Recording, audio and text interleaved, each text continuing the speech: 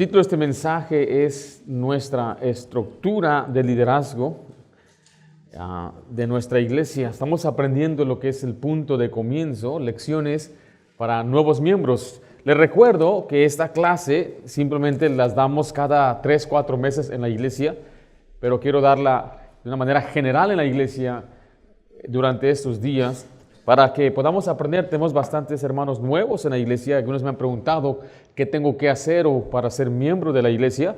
Y bueno, estas clases están diseñadas para eso. Ya hemos grabado las últimas lecciones y hoy vamos a aprender lo que es la estructura, nuestra estructura de liderazgo en la iglesia. Mire, Dios nos muestra en su palabra que cada iglesia local debe tener una estructura definida y debe ser de una manera ordenada. No podemos tener solamente una iglesia que hace, lo que le parezca, que vamos a hacer, a quién ponemos. Tiene que estar organizada. La palabra iglesia significa una asamblea de salvos bautizados, reunidos para adorar a Dios, estudiar su palabra, practicar las ordenanzas y cumplir su misión. Ese es un propósito muy claro para una iglesia. Y la iglesia necesita estar organizada, debe estar ordenada para poder cumplir con ese propósito. Cuando hablamos de estructura de liderazgo, nos referimos al diseño bíblico que organiza a los líderes espirituales y servidores para dirigir, cuidar y edificar al cuerpo de Cristo. Una iglesia debe estar bien organizada. La iglesia en sí es un organismo, se refiere al cuerpo que tiene un orden. Nuestro cuerpo está bien organizado para mantenerlo con vida. Tenemos diferentes organismos dentro del cuerpo. Y la iglesia misma se llama una iglesia organizada, el cuerpo de Cristo. Cristo es la cabeza de la iglesia, por lo tanto debe ser organizada o estructurada como Dios lo ha dicho en su palabra. Y eso es lo que va a dar el crecimiento a una iglesia, es lo que le va a ayudar a usted a crecer, a fortalecerse y también a unirse. Recuerde, Dios es un Dios de orden, no de confusión. Y eso se refleja en cómo Él instruyó a su iglesia. Note 1 Corintios 14. Versículo 33 y después leeremos el 40. Dice así la Biblia: pues Dios no es Dios ¿de qué? De confusión, sino de paz, como en todas las iglesias de los santos, pero hágase todo ¿cómo? Decentemente y en orden. ¿Usted tiene ese pasaje? Muy bien, lo tienen en su corazón. Tito 1, note lo que dice Tito 1, versículo 5. Por esta causa te dejé en Creta, para que corrigieses lo deficiente y establecieses ancianos en cada ciudad, así como yo te mandé. Note que aquí Pablo le está dando instrucciones a un pastor que está en Creta y le dice: tú tienes que corregir lo deficiente, o sea, tienes que poner en orden las cosas ahí. El orden en la iglesia es esencial para glorificar a Dios, para edificar a los creyentes, para evitar divisiones o doctrinas falsas. Y estas instrucciones fueron reveladas a través del Espíritu Santo para dar esa enseñanza a la iglesia. Todo lo que hacemos aquí debe ser guiado por lo que dice la Biblia. Y hemos tratado desde el inicio de esta iglesia hacer todo de una manera que honre a Dios con una estructura y un orden bíblico. Y note que las instrucciones que Pablo da aquí no son meras sugerencias humanas, sino que es la guía divina de establecer el liderazgo y el orden para cumplir la misión de Dios. Ahora mire, cada creyente que viene a la iglesia recibe bendición, pero queremos también dejarles saber que la iglesia no se lleva adelante con un solo hombre, sino que requiere de gente involucrada que se envuelva en la obra de Dios. Pero también se debe establecer un orden y una estructura bíblica de cómo se hace todo esto. Así que vamos a ver en esta enseñanza 3 aspectos claves de la estructura bíblica de una iglesia. Note en primer lugar, Cristo es la cabeza de la iglesia. Cristo es la cabeza de la iglesia. O sea que la iglesia no es una institución meramente humana. Es un organismo divino diseñado por Dios y gobernado por Dios. La iglesia corre como Dios quiere. Debemos nosotros seguir la guía que Dios nos ha dado y Él es la cabeza. Note lo que dice Colosenses 1:17. Y Él es antes de todas las cosas, y todas las cosas en Él subsisten. Y Él es la cabeza del cuerpo, que es ¿qué? Es la iglesia, el que es el principio, el primogénito de entre los muertos, para que en todo tenga la preeminencia. La palabra cabeza significa autoridad suprema, que Él es el líder, es la fuente y la dirección y el sustento. Cristo es la cabeza de la iglesia. Me dijo una vez a mí un varón, es que usted es la cabeza de la iglesia. Dije, no, yo no soy la cabeza de la iglesia, Cristo es la cabeza de la iglesia. Y me dicen, entonces, ¿usted qué es? Ahorita vamos para allá. Pero primero vamos a enfocarnos que la iglesia debe estar colocada debajo de Cristo. La posición de Cristo como cabeza asegura que su iglesia siga la voluntad de Él, no la voluntad de un hombre, no da la voluntad de un grupo de líderes, una denominación, sino sigue la dirección de su cabeza, de Cristo. Nos enseña que esto no es simplemente nuestra iglesia, aunque sí decimos, esta es mi iglesia. Me gusta decir, esta es mi iglesia, son mis hermanos, pero en realidad le pertenece a Cristo la iglesia. No, escriba conmigo ahí, Cristo compró la iglesia. Cristo compró la iglesia. Cristo la compró con el precio más alto, con su propia sangre. Note lo que dice Hechos 20:28. Dice, por tanto, mirad por vosotros y por todo el rebaño en que el Espíritu Santo os ha puesto por obispos para apacentar la iglesia del Señor, la cual, ¿qué dice ahí? Él ganó, ¿con qué? O sea, por su propia sangre. Esto significa que la iglesia tiene un valor infinito y pertenece exclusivamente a Él. Ahora, cuando usted reconoce esta verdad, su actitud debe cambiar hacia la iglesia. Nuestra actitud debe ser, la iglesia es importante. La iglesia le pertenece a Dios. La iglesia no es una parte de mi vida, sino que yo soy parte de una asamblea muy importante en la cual Cristo dio su vida, dio su sangre, la compró con el precio de su sangre preciosa. Cristo derramó su sangre para redimirnos y la iglesia ahora le pertenece a Él a causa del sacrificio más alto. Es la casa del Dios viviente, no es cualquier cosa. Cuando usted reconoce esto, nos enseña entonces que Cristo está sobre la iglesia. Escribe ahí, Cristo está sobre la iglesia. Como cabeza, Cristo gobierna sobre su iglesia con una autoridad absoluta. Efesios 1, del 22 al 23, dice así, y sometió todas las cosas bajo sus pies, y lo dio por cabeza sobre todas las cosas a la iglesia, la cual es su cuerpo, la plenitud de aquel que todo lo llena en todo. Este pasaje nos enseña que nuestras decisiones y prioridades en la iglesia deben estar alineadas con su palabra y su propósito. Les repito, todo lo que se hace en la forma de estructura de enseñanza debe estar alineado con lo que dice la Biblia. Hay gente que me ha preguntado a mí, ¿y usted cómo escoge qué va a predicar? ¿Le dicen que prediquen? ¿Alguien le manda los mensajes? ¿Le mandan un currículum? La respuesta es no. Nosotros seguimos la guía de Dios. Cristo es la cabeza. Ahora mire, le voy a decir por qué o qué lado negativo tiene eso. Si yo soy fiel, un fiel administrador, que es lo que es un pastor, yo voy a hacer todo de acuerdo a las Escrituras.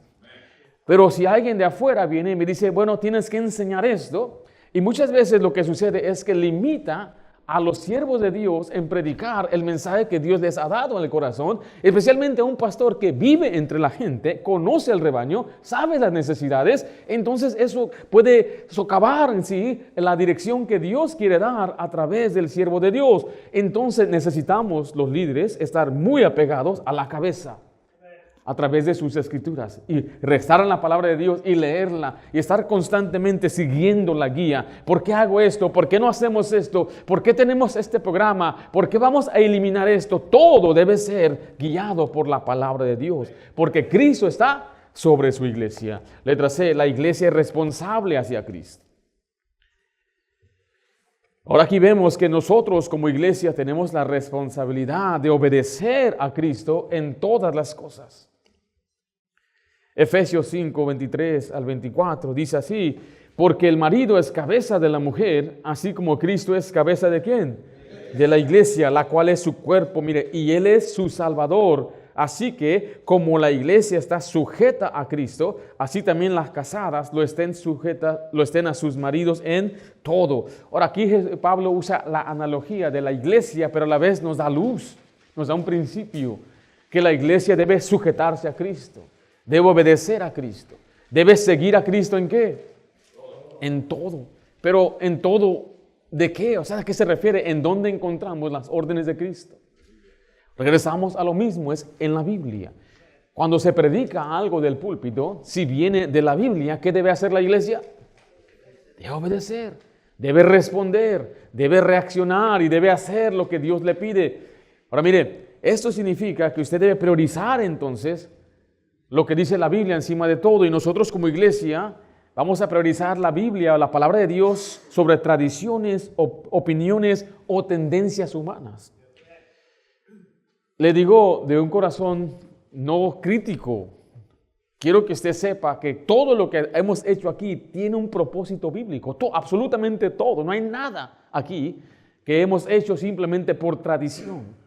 Yo he analizado, porque yo también vengo de una iglesia tradicionalmente bautista, y hay cosas que se hacen en las iglesias simplemente porque siempre lo han hecho así. Yo escuché de unos monjes que estaban orando allá en Asia, en un lugar muy alto, y a la hora de la oración tenían a un gato ahí que hacía un ruidazo, mucho ruido. Entonces el líder mandó a uno de los monjes, dijo, ¿por qué no agarras ese gato? Llévalo afuera y amárralo en el árbol. Ya después que se acabe el tiempo de la oración, pues ya lo sueltas. Y esto hacía todos los días. Bueno, pasaron semanas, meses, años, y se convirtió en una costumbre que antes de orar tenían que buscar un gato, amarrarlo ahí y dejarlo ir después de la oración. Note que ellos perdieron el propósito inicial. Ellos, los nuevos, los que ahora lo hacían sin saber, lo hacían simplemente porque era una costumbre de ese lugar donde se reunían. Y muchas iglesias pueden tener esa tendencia también de simplemente hacer algo porque alguien lo hizo en otro lugar y lo repiten y no saben ni por qué lo hacen. Entonces nosotros tenemos que darnos cuenta que a veces las tradiciones toman lugar para lo que la iglesia debe estar haciendo. Pero tenemos que regresar a la Biblia y decir, ¿sabe qué? Tenemos que nosotros guiarnos, no por tradiciones, no porque otras iglesias lo hacen, no porque otras iglesias está funcionando esto, sino que siempre vamos a regresar a lo que dice la Biblia. La Biblia es nuestra autoridad en todo lo que debemos hacer como iglesia, porque la iglesia es responsable hacia Cristo. En primer lugar vimos, Cristo es la cabeza de la iglesia. Muy sencillo. Pero en segundo lugar, aquí entra el rol del pastor. El pastor sirve como administrador. El pastor es el administrador. O sea que un administrador sirve bajo la autoridad de Cristo para cuidar y guiar a la iglesia. Note lo que dice Tito 1:7. Porque es necesario que el obispo sea irreprensible, como, ¿qué dice ahí? Como administrador de Dios. Esa palabra administrador es una persona encargada de gestionar y cuidar lo que se le ha confiado, siguiendo las instrucciones del dueño.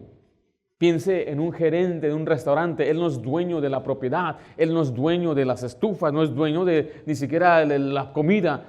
Él es uno que administra los asuntos que le pertenecen a otros, hace las cuentas, contrata, regaña, entrena, despide. Y un día el dueño viene y le pide cuentas y le dice, dame cuentas del negocio de este año pasado. Y él tiene que presentar las ganancias, las pérdidas, en qué áreas pueden mejorar. Pero él le rinde cuentas a otros de un trabajo o de un restaurante que no le pertenece a él. De igual manera, el pastor tiene que trabajar de acuerdo a las Escrituras, porque él es el administrador que se encarga de los asuntos de Dios y le va a dar cuentas a Dios por cómo él dirige la iglesia. Esta es una gran responsabilidad para un hombre. Yo me fascino cómo un Dios tan poderoso le ha encargado este trabajo a meros humanos. Pero eso el Señor nos ha dado también su palabra y el poder de su Espíritu Santo para hacerlo. Porque el ministerio en la iglesia trae grandes bendiciones, grandes beneficios, pero también hay grandes pruebas y luchas y hay mucho desánimo dentro de muchos siervos de Dios en el ministerio. Pero yo solamente como pastor de esta iglesia, yo no me veo como que soy rey de este lugar, yo no soy el dueño de este lugar, yo soy un administrador de Dios. Yo estoy tratando los asuntos ajenos de Dios. Le voy a leer lo que dice 1 Corintios 4, 1 al 2. Así pues tengamos los hombres por servidores de Cristo y administradores de los misterios de Dios. Ahora bien, se requiere de los administradores que cada uno sea hallado fiel. Se requiere que el administrador, el siervo de Dios, sea hallado como fiel, que yo cumpla con lo que el Señor quiere que yo haga como pastor. Ahora aquí le voy a explicar lo que la Biblia enseña, cuáles son las expectativas de su siervo hacia la congregación. Porque podemos tener diferentes ideas. Bueno, ¿qué no debe hacer esto? ¿Por qué no están haciendo esto? Les voy a mostrar en la Biblia ¿Cuáles son los trabajos, el rol del pastor en una iglesia? Mira lo que dice Pedro 5, del 1 al 3. ¿Están conmigo ahí? Ruego a los ancianos que estén entre vosotros, yo anciano también con ellos, y testigo de los padecimientos de Cristo, que soy también participante de la gloria que será revelada. Apacentad la grey que está entre vosotros, cuidando de ella, no por fuerza, sino voluntariamente, no por ganancia deshonesta, sino con ánimo pronto, no como teniendo señorío sobre los que están a vuestro cuidado, sino siendo, ¿qué dice ahí? Ejemplos de la grey. Note que aquí el siervo de Dios no es un dictador, sino que es un siervo fiel llamado a administrar los recursos espirituales, doctrinales y humanos que Dios ha confiado a su iglesia. Esto requiere entonces sabiduría, humildad y fidelidad. ¿Por qué? Porque un día daremos cuenta directamente a Cristo. Note que este pasaje está tremendo. Ahora, nosotros creemos que lo que es el obispo, lo que es el pastor y lo que es el anciano es el mismo hombre con diferentes funciones. Le voy a mostrar brevemente cuál es el rol del pastor, ahora aquí en 5 diferentes títulos. El primero significa que es obispo o supervisor. El segundo es anciano, que precede sobre un rebaño, y eso habla sobre su dignidad. Después vemos que es pastor de una grey. Primero también se le llama predicador de la congregación, y finalmente es el maestro de la iglesia. El llamado principal del pastor es velar por el rebaño, guiándoles a la fidelidad, en amor y la sabiduría bajo la autoridad de Cristo. Este llamado, en resumen, 4 aspectos según las Escrituras. Número 1, escribo ahí, letra A. El pastor alimenta el rebaño. El pastor debe alimentar el rebaño. Esta es su función principal. Segunda Timoteo 4:2 dice que prediques la palabra, que instes a tiempo y fuera de tiempo, redarguye, reprende, exhorta con toda paciencia y doctrina. Pedro dice apacentar. La palabra apacentar significa alimentar o fortalecer. Significa que el pastor tiene la responsabilidad de alimentarlos espiritualmente con la Biblia, enseñarle las Escrituras. Este alimento no solamente le va a fortalecer, sino que le ayuda a ser un hombre piadoso. Entonces usted debe saber que mi trabajo principal es pastorear, que es alimentar con la palabra de Dios. Y personalmente esta ha sido mi oración principal, es que yo pueda ser un instrumento de Dios para que usted comprenda, reciba la palabra de Dios, que usted pueda recibir el consejo de Dios, que usted pueda discernir, predicarle, enseñarle sana doctrina, predicarle y redarguir, y reprender, y exhortar, y animar. Es un equilibrio. Le quiero animar a que usted venga los domingos en la tarde. Estamos aprendiendo sobre proverbios. Entre semana aprendemos verso a verso de la Biblia. En esta semana estamos aprendiendo un poco acerca de la soteriología bíblica, que es la salvación bíblica, que está en conflicto con ciertas teologías populares el día de hoy. Y quiero decirle que mi trabajo principal es preparar mensajes bíblicos para usted. El segundo aspecto, escribe ahí, el pastor ora por el rebaño. La oración es fundamental para el cuidado espiritual del rebaño. Muchos de ustedes saben que les mando semanalmente o cada semana algún mensaje dejándoles saber que estoy orando por ustedes. Especialmente usted tiene un celular que me lo ha dado a mí. Si yo tengo su teléfono, yo voy a andar tras de usted. Y les mandamos mensajes. Porque quiero dejarles saber que oramos por ustedes. Todos los días oramos por ustedes. Todos los días el pastor debe orar por el rebaño. Hechos 6:4, note, y nosotros persistiremos, ¿en qué dice ahí? En la oración y en el ministerio de ¿qué? De la palabra. Este es el fundamento del ministerio pastoral. Es la oración y predicar la palabra. Primera Tesalonicenses 1:2 dice, damos siempre gracias a Dios por todos vosotros, haciendo memoria de vosotros en vuestras oraciones. Aquí vemos que un pastor intercede regularmente por los miembros de la iglesia. Y la oración es una tarea de las más importantes para un pastor. Es a través de la oración y la intercesión que el Señor cubre nuestras necesidades. Y le pido a Dios de guía, sabiduría, especialmente si usted comparte conmigo su petición. Mi trabajo, mire, cuando yo uso la palabra trabajo, no es como algunos lo piensan como trabajo. Trabajo no le gusta. Mi ministerio, ese trabajo me gusta. A veces me dicen, pastor, no le llamé porque no le quise molestar. No es molestia. No lo piense así. No me hace pensar, ¿usted cree entonces cuando yo le hablo a usted que es molestia? No es molestia. Usted tenga la certeza, tenga la seguridad que oramos por ustedes. Si usted dice, pastor, venga a orar por mí. La Biblia habla de los enfermos que ellos tienen que llamar. Es su trabajo llamar a los ancianos. Ahora yo le ofrezco ir, hemos ido a orar antes de cirugías, después de cirugías, oramos por bebés, oramos cuando vienen nuevos cambios a su vida, cuando se van a ir, cuando se van a casar, oramos mucho, pero si usted necesita oración, usted llámeme, usted dígame, pastor, necesito oración. Si usted dice, necesito que venga, ore por mí, estoy enfermo, yo voy a ir, pues es parte de mi ministerio. Yo quiero que le vaya bien a usted, yo quiero que usted se fortalezca. Tenemos noches de oración y me gusta saber ¿cuáles son sus peticiones para orar? Ese es el trabajo principal del pastor. Letra C, escribo ahí, el pastor protege al rebaño. El pastor protege al rebaño. Mire, en nada de esto yo voy a mencionar hacer visitas, llamarle por teléfono, ser su amigo, porque eso lo debo hacer como cristiano, no como pastor. ¿Sí vemos la diferencia? Entonces, cada pastor debe aún extender su amistad, somos amigos, pasamos tiempo juntos. Punto. Debería ser de cada cristiano. Pero aquí estamos hablando requerimientos específicos. Que estamos hablando aquí, puede que algunos gente se ofenda, pero el pastor no solamente guía, enseña, sino que él protege contra las amenazas espirituales como las falsas doctrinas y las divisiones. En Hechos 20, 28 al 29 dice, por tanto, mirad por vosotros y por todo el rebaño en que el Espíritu Santo os ha puesto por obispos, para apacentar la iglesia del Señor, el cual ganó por su propia sangre. Note el 29. Porque yo sé que después de mi partida entrarán en medio de vosotros lobos rapaces que no perdonarán al rebaño. Pablo está aquí dejando saber a los efesios, los pastores en Éfeso, que vendrán tiempos donde ahora va a haber divisiones por falsa doctrina y enseñanza. Hay errores que se tienen que confrontar. Lo hemos hecho siempre, yo creo, con amor y con firmeza. Y queremos asegurarnos que la iglesia permanezca fiel a la verdad bíblica. Note Tito 1:9 dice, retenedor de la palabra fiel, tal como ha sido enseñada, para que también pueda convencer con sana enseñanza, para que pueda exhortar con sana enseñanza y convencer ¿a quién? A los que contradicen. Note que la primera meta es convencer. Tenemos que enseñar la verdad. Y el pastor protege al rebaño al enseñar la doctrina bíblica. Contendemos por la fe.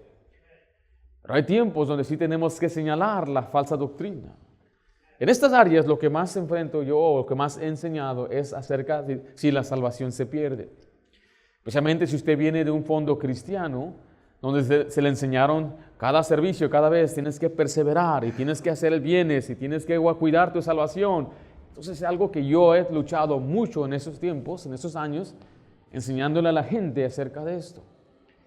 Hay otras enseñanzas que pueden venir a las vidas de los cristianos, las cuales los miércoles en la noche estoy tomando ese tiempo para explicarlo. Nuestra iglesia no es una iglesia reformada. No somos una iglesia que adhiere a las enseñanzas de Juan Calvino ni Agustín de Hipona. Si algunos dicen, no estoy confundido ni sé de quién está hablando, estoy hablando de enseñanzas que enseñan una elección torcida, una predestinación mal explicada, y nosotros creemos en esos términos, pero no como lo dice la Biblia. He viajado por todo Estados Unidos y México, y esa es la lucha espiritual que muchas iglesias tienen el día de hoy. La gente está muy confundida. Entonces mi trabajo es enseñarle lo que dicen las Escrituras para que usted no esté confundido y tenga una firmeza en su Biblia, una firmeza en su fe. Tito 1:10 dice, porque hay aún muchos contumaces, habladores de vanidades y engañadores, mayormente lo de la circuncisión, a los cuales es preciso, ¿qué cosa? Tapar la boca, que trastornan casas enteras, enseñando por ganancia deshonesta lo que no conviene. Entonces tenemos que nosotros trabajar en eso, en enseñar, identificar y convencer. Entonces no se moleste cuando se predica contra la falsa doctrina. Dios nos ha mandado a hacerlo. Dios nos ha dicho que lo hagamos. Pero quiero asegurarle que yo no lo haría nunca con una mala actitud, ni voy a ser grosero, porque la Biblia nos enseña también que el siervo de Dios debe ser manso, debe hacer con mansedumbre. Lo debemos hacer con un espíritu de ayudar y querer y amar a la gente. Dice, pero es que usted no quiere a la gente. Mire, usted si le predica, se enoja a una persona. Mire, le amo a usted. Y por amor a usted, yo quiero que usted conozca la verdad. Quiero que usted conozca cuál es lo que Dios quiere. Por eso le invito al discipulado para que aprenda lo que dice la Biblia. Cada lección contiene no menos de 200 pasajes que usted puede ir y buscar para que usted se afirme en la palabra. Cada vez que predicamos la Biblia aquí es respaldado con las Escrituras, nunca con filosofías. Cuando han escuchado que yo cite a un filósofo o a otro predicador, siempre es las Escrituras las que deben guiarnos y fortalecernos. Pero sepa que si hay gente allá afuera que va a querer desviarlos. Y el pastor protege al rebaño. Letra D, el pastor guía al rebaño. El pastor guía al rebaño. O sea que el pastor no solo predica, enseña, sino que también actúa como una guía espiritual. Y aquí viene lo que dijo Pedro al final, ejemplo de la grey. Su vida debe ser modelo de fe, de obediencia, en servicio. Como es una clase de nuevos miembros, les dejo saber que su servidor fue enviado de la Iglesia Bautista de Anaheim, que fue establecida por Pastor Jorge Ayala en el año 2006. No es una división esta iglesia. No venimos aquí imponiéndonos nosotros mismos. Para ser pastor debe ser una persona ejemplar en su iglesia local. La iglesia que envía a un siervo de Dios debe aprobar de él.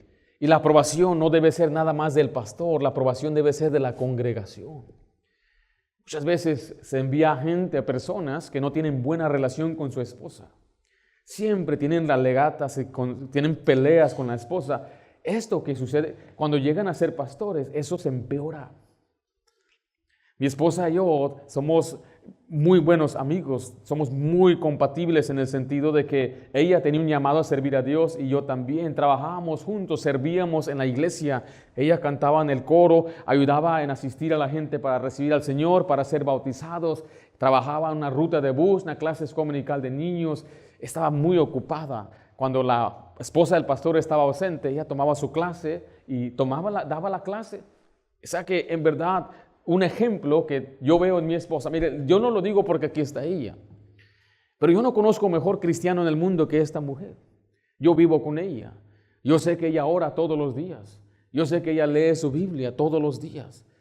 Para mí no hay mejor ayuda. A veces me dice, ¿por qué tu esposa no enseña? Porque lo mejor que ella puede hacer es estar sentada ahí.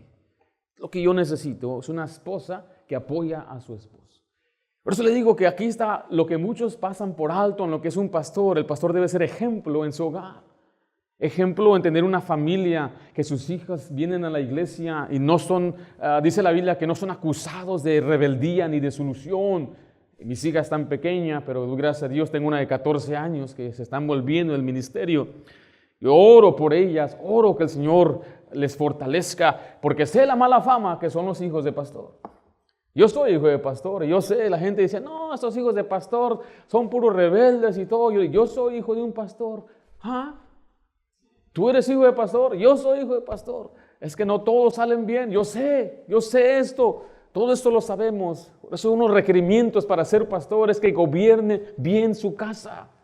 Si no gobierna su casa bien, si es muy áspero en su casa, si es muy flexible, o sea, no es firme en su casa, se va a reflejar en la iglesia. Se refleja en la falta de organización y la falta de amor. El pastor que maltrata a sus hijos lo va a reflejar del púlpito, maltratar a la gente también, maltratarlos personalmente. Una fe firme que usted pueda ver. Hemos pasado por tribulaciones, por cosas difíciles, pero mantenemos la firmeza, somos fieles a Dios. Eso es lo que usted debe ver más que nada. Mire Hebreos 13:7, por favor. Acordaos de vuestros pastores que hablaron la palabra de Dios. Considera cuál haya sido el resultado de su conducta. ¿Qué dice al final ahí? Imitad su fe. Observe la conducta de su pastor. Observe la conducta de su familia. Observe cómo se conducen, cómo reaccionan. Observe cómo hablan. Su vocabulario, observe cuál es su fe, imite su fe. Esa palabra acordaos, aquí ya va una responsabilidad hacia ustedes. No significa que usted está manejando un día, déjame acuerdo del pastor. Esa palabra acordado significa ora, pida a Dios. A veces paso por muchos lugares y yo escucho mucha gente criticar a sus pastores. Es que no predica bien, es que no está bien organizado, pero yo veo a su familia. Yo digo, ese es un buen hombre. Tienen mejor tener a un hombre que ama a su familia, un hombre leal a su esposo, un hombre que es fiel a Dios en su conducta, aunque no sea un gran orador, que al otro extremo, no, tener un gran orador, pero ¿de qué sirve? Conoce mucha Biblia, pero ¿de qué sirve si ni se lleva bien, si ni sus hijos lo quieren ver? Eso es lo que debe observar, primeramente. Hay gente que a veces viene y critica todo. ¿Y esos palos por qué? Y eso aquí, escuché que se le salió el gallo al cantor. No tocaron bien la nota. Nosotros hemos tratado de ser tan organizados que digo, ya no hay nadie para criticar. No, todavía empezamos a tiempo. Un día que empecemos un minuto tarde, y empiezan tarde. ¿Por qué digo esto? Porque a veces la gente no comprende que lo más valioso en una iglesia no es ni siquiera el programa de niños, programa de jóvenes, no es qué programa de discipulados tienen, es el siervo de Dios que tienen en su iglesia. Es un hombre que ama a Dios, un hombre que ama a su esposa, un hombre que tiene un buen ejemplo, un hombre que siempre les ha mostrado amar y confiar en Dios. Por eso digo, ore por su servidor, porque yo tengo que ser ese modelo de fe activa, de amor genuino y servicio dedicado, que es lo que va a Dios usar para impactar a esta generación. Mira, le conviene a usted tener un pastor que Dios usa. Entonces le conviene a usted que ore por su servidor. Si usted ve algún defecto, ore por mí, ámeme, porque el amor cubre las faltas. Yo amaba a mis pastores, yo no veía faltas en ellos. Después que me fui, ya miré algunas cosas. Pero a veces me pregunto si los miembros observan la conducta, no para criticarla, sino para aprender de su ejemplo. Gente me ha dicho, yo no quiero ser esposo, yo no quiero ser pastor. Las hermanas decían, yo no quiero ser esposa de pastor porque el pastor vive en una pecera, una casa de vidrio. Eso como que uno se pone a pensar, si es cierto, ¿verdad? Siempre te andan observando. Pero alguien enseñó algo. Me acuerdo el pastor John Wilkerson dijo que es un privilegio que tu casa sea un ejemplo para que todos vean. Entonces, ¿por qué temer si todo está bien? ¿Por qué tener miedo si usted sigue, si somos piadosos? No somos perfectos, pero sí tratamos de cumplir con lo que Dios nos ha mandado hacer. El pastor vela por las almas de la iglesia. Mire Hebreos 13:17, obedecer a vuestros pastores y sujetaos a ellos, porque ellos velan por vuestras almas como quienes han de dar cuenta, para que lo hagan con alegría y no quejándose, porque esto no es provechoso. Note aquí, meramente voy a enfatizar la responsabilidad pastoral, que incluye cuidar espiritualmente a los miembros de la iglesia, guiarles en la verdad, ayudándoles a crecer en su relación con Cristo. Los pastores vamos a rendir cuentas de cómo guiamos a Dios, a la iglesia delante de Dios. Vamos a darle cuentas cómo cuidamos del rebaño. Y esto exige entonces que lo hagamos con diligencia, con compasión y con fidelidad. Yo no salté al ministerio a ciegas, como muchos lo han hecho. Tengo amigos que están llorando, hoy están llorando, porque entraron a ciegas, pensando que iba a estar tremendo. Observaban a su pastor y nada más veían el lado positivo. Los aplausos, los regalos, las atenciones. Pero yo tuve una perspectiva muy especial siendo hijo de pastor. La pensé por años. Yo decidí, yo no voy a ser un pastor. Después de lo que veo todo el ministerio, que algunos no comprenden lo que se conlleva. ¿Se acuerda cuando usted recién se casó y no sabía ni qué ondas? Mi esposa y yo nos casamos y dice, tenemos que ir a la tienda. Después de la luna de miel, llegamos a la realidad de la vida. Estábamos en restaurante, ya no hay restaurantes, ahora tenemos que ir a casa a cocinar comida. El lunes voy a trabajar, entonces el viernes vamos a la tienda. Y mi esposa, como ella siendo mujer, ella sabía todo lo que necesitaba y llenó el carro. Trapeador. A mí nunca se me ocurrió comprar un trapeador. Escoba, Y me di cuenta de todos los gastos que tenía que hacer. Ese día gastamos más de $400. Estamos hablando en el 2009. Sí. Nos casamos. Y era mucho dinero. Compramos como para el jabón para los platos, jabón para la ropa, cloro, todo eso. Me acuerdo y ver todo esto hacía mi mamá para mí. Ahora me toca a mí ser el administrador. Me di cuenta que tengo que conseguir para pagar la luz, el basurero. O sea, que había muchas cosas que yo no sabía, cómo se organizaba un hogar y los gastos. Todas esas cosas para mí eran nuevo. De igual manera, para muchos miembros no saben ni qué conllevan los gastos administrativos en la iglesia. Para tener una iglesia necesitamos seguros especiales, seguro de cobertura por accidentes, pero seguro de ser iglesia. Al comprar un van tenemos seguros para eso.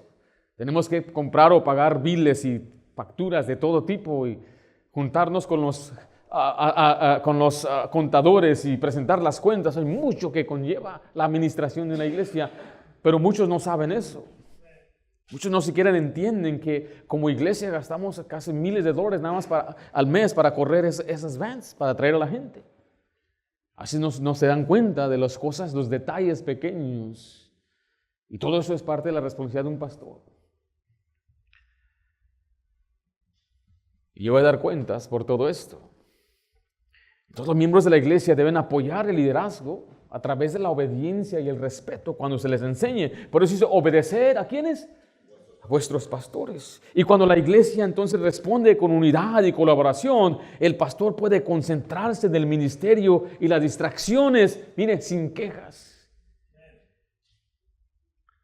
Les deja saber ahorita, yo no ando quejándome de la iglesia donde quiera que voy. Yo nunca me quejo, porque las quejas reflejarían, en primer lugar, que yo soy un mal líder. Por otro lado, yo doy gracias a Dios por los siervos de Dios que Dios nos ha dado, que han comprendido. Yo nunca he tratado de torcer brazos, ni de manipular a la gente, ni amenazarles. Si usted ha servido al Señor es porque Dios lo ha puesto en su corazón. Y porque usted ha visto que Dios usa y Dios bendice el servicio, usted ha dado, ha cooperado económicamente, es porque Dios lo puso en su corazón. A veces la gente me dice, ¿por qué debo yo darte dinero? Hablando de nuestro ministerio, le dije, ¿sabes que tú no tienes que darme nada? Si Dios lo pone en tu corazón, así sea. Si no, no te preocupes, Dios se encarga de nuestra obra. Pero mire, todo eso lo hacemos para cooperar juntos. Y que yo no tengo que ser un dictador, no tengo que andar amenazando y dándoles ahí de chicotazos y ándele, no, sino que yo simplemente soy fiel a Dios, predico la Biblia, Dios obra en su corazón y usted responde, obedece y aquí no hay quejas. Qué bendición, ¿no? Entonces vemos el trabajo principal del pastor, vimos alimentar por el rebaño, orar por el rebaño, proteger al rebaño y guiar al rebaño. Número 3, vemos los servidores ayudan a la iglesia. Recuerde que Dios no diseñó la iglesia para que el pastor haga todo el trabajo solo. Le voy a leer lo que dice Efesios 4:12, no lo tengo ahí en su bosquejo. Dice, a fin de perfeccionar a los santos para la obra del ministerio, para la edificación del cuerpo de Cristo. Note que aquí el pastor tiene que perfeccionar. Perfeccionar significa llevar a madurez espiritual. Y la persona que crece a la madurez espiritual ahora tiene el trabajo, dice ahí, de cumplir la obra del ministerio. O sea que los servidores son llamados por Dios para colaborar en diferentes áreas del ministerio, apoyando la labor pastoral, asegurando las necesidades del cuerpo de la iglesia sean atendidas. Le voy a leer lo que dice Hechos 6:2. Dice, entonces los 12 convocaron a la multitud de los discípulos y dijeron, no es justo que nosotros dejemos, ¿qué cosa? La palabra de Dios para servir a las mesas. Note que aquí ya les mostré cuál es el trabajo principal del pastor. Pero el pastor cuando iniciamos aquí, teníamos que limpiar nosotros, teníamos que poner las sillas, arreglar el sonido, teníamos que cuidar a los niños, prácticamente hacíamos todo. Pero con el tiempo el Señor ha añadido siervos de Dios, que ahora se encargan de cuidar a los niños, se encargan de la limpieza, se encargan de las enseñanzas, se encargan de distribuir a los grupos de evangelismos, a ordenar cosas. ¿Sí me estoy explicando? Tenemos gente que recibe, tenemos gente que cuida, tenemos gente que enseña, ¿Por qué? Porque esa es la meta, que ahora su servidor se mantenga en lo principal y que el trabajo sea delegado. Porque no es justo, decía Pedro, que nosotros dejemos lo más importante por servir las mesas. Ahora, no significa que el servir las mesas es por debajo de nuestra dignidad. Los pastores que amamos a la iglesia nos enrollamos nuestras mangas y trabajamos y hacemos todo lo necesario y trabajamos porque amamos la obra de Dios. Pero a la vez, colaborando juntos, podemos hacer más para Dios. Escriba letra A, los líderes de ministerio son una extensión del pastor. O sea que esos líderes, mire, para nosotros como iglesia, cualquier persona que sirve le llamamos un líder. Porque el liderazgo es influencia. Y una persona que canta aquí tiene influencia. Si una persona canta acá arriba y usted lo conoce de su trabajo, que es mal hablado, grosero y se pelea todo tiempo, y lo ve aquí cantando gloria, gloria, aleluya, ¿qué va a decir usted? ¿Y ese hipócrita qué? ¿Y a quién le va a echar la culpa después? ¿Quién lo puso? ¿Quién lo puso? Hermano Josué, yo no fui. Obviamente va a regresar todo, va a decir, no, y no lo conocen, pero el testimonio es muy importante. ¿Sí me estoy explicando? Entonces tenemos que saber que cualquier persona que activa en la obra de Dios es un líder que tiene la capacidad de influenciar a otra persona. Colosenses 4:7 dice, todo lo que a mí se refiere, os lo hará saber Tíquico, amado hermano y fiel ministro, ¿y qué dice enseguida ahí? Y consiervo en el Señor, el cual ha enviado a vosotros para esto mismo, para que conozca lo que a vosotros se refiere y conforte vuestros corazones. Note que aquí extendemos la capacidad de liderazgo a la iglesia para ser colaboradores, consiervos y servir juntos en la obra de Dios. Le muestro nada más brevemente algunos ministerios como iglesia y su liderazgo. Tenemos más, pero son la clave de los 10 ministerios claves que tenemos ahorita. El primero lo sugieres, hermano Oscar está encargado de esa hospitalidad, hermano Rafael, guardería de nuestra hermana Luisa, la transmisión es hermano Hilario, los medios es hermano Wolfgang, el diseño gráfico dice ahí pastor porque me gusta. Número 7, la gran comisión evangelismo, sigo siendo yo el encargado. Escuela dominical, yo soy encargado. La música, hermano Josué García. Limpieza, nuestra hermana Marisela. Hay otros ministerios que no tengo específicamente algunos líderes, pero tenemos secretaría, cocina, decoración, construcción y fotografía. Y queremos expandir en los ministerios como la escuela dominical, en la música, grupos de ganar almas, discipulado y también un ministerio de seguridad. Seguridad creo que aquí en Santana es muy necesario. Ya nos han robado unas 3 veces aquí en ese estacionamiento. No es para que se asuste, lo han hecho una noche, tenemos cámaras, pero a mí nunca me han robado, porque cuando el Señor guarda tu carro, no importa qué pasa. Amén, hermanos, ok.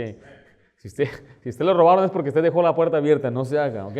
Pero miren, nosotros estamos haciendo todo esto para poder hacer más para la obra de Dios y darle a cada persona un privilegio de servir al Señor. Letra B y último, escriba ahí, los diáconos sirven a la familia de la iglesia.